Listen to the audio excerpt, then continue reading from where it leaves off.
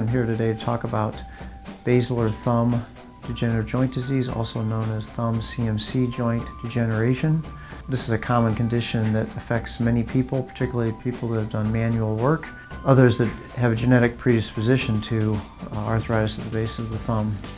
People say, where is that basilar thumb joint? And it's right at the base of the thumb where the thumb metacarpal, which is this bone, joins up with the wrist bones.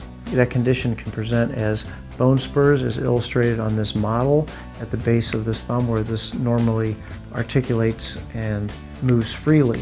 We have a lot of degrees of freedom of this joint because this joint is unique in the sense that it's a saddle joint. It's where two horse saddles, if you will, meet up with each other and in so doing allow for range of motion in any plane.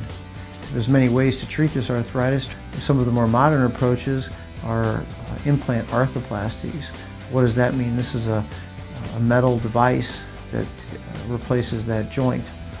We have a model of it here which shows that this is in fact a saddle prosthesis, and you can see that on different views here that this mimics what the bone used to look like. However, it no longer has bone contacting bone. We have bone from the carpus, the carpal bone beneath that, rubbing smoothly on this saddle, allowing normal joint motion.